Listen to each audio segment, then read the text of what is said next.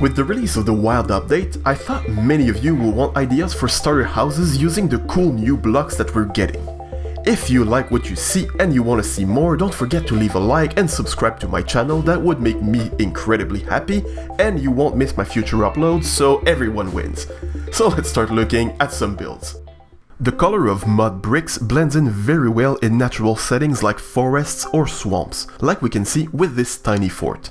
This build was inspired by Marlowe's small castle, so check the link in the description to see his video tutorial for that build.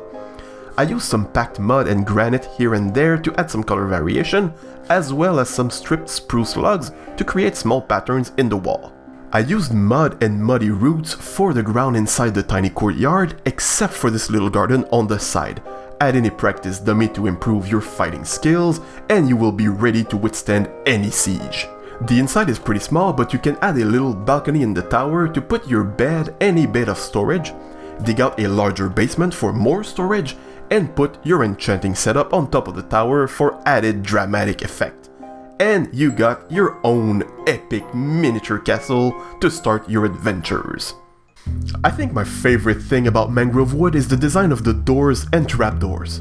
They fit in so well in a modern setting, so I decided to make a townhouse that would use them. However, I only really worked on the facade since builds like those are usually meant to be squished between two other buildings. I used some mangrove wood, bricks, calcite and deep slate, then I added some leaves, vines and glow lichen to give it more life.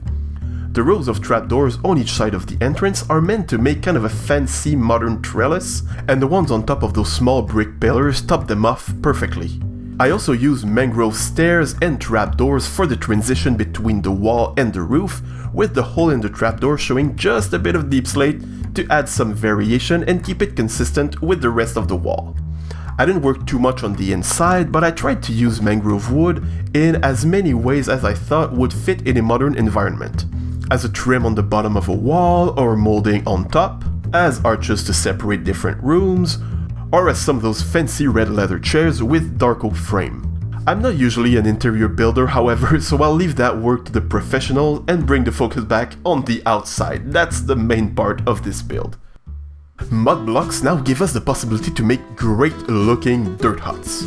Use bricks as pillars and arches, packed mud for variation, and various types of dirt for the flat walls. Add grass and moss for the roof, and you finally brought dirt huts back to their former glory. You can even use a flat section of the roof to make a small wheat farm to get your mud brick production rolling. If we head inside, on the first floor we see a large open room where we can set up a workstation and a storage room with a small bedroom on the side.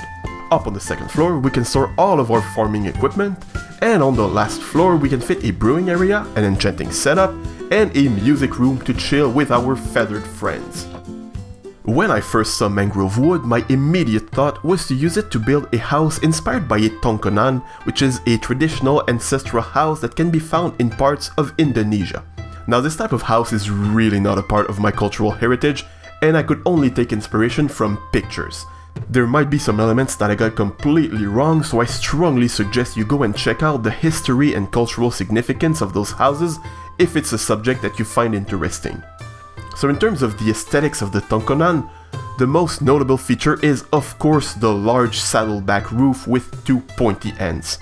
The roof is not necessarily that colorful, but it was in some of the pictures that I saw, and I thought it made the house look spectacular.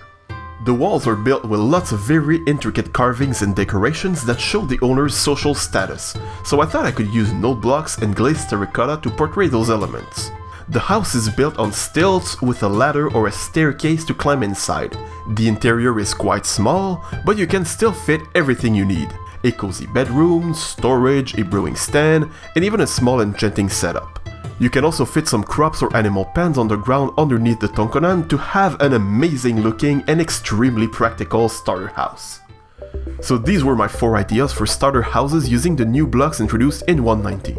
You might have noticed I did not include frog lights or skull, as I felt these would not be blocks that can be obtained easily in the early stages of the game, so they would not really qualify as starter house materials. I really hope you enjoyed and that I've inspired you with some of those builds. Thank you so much for watching and have a fantastic day.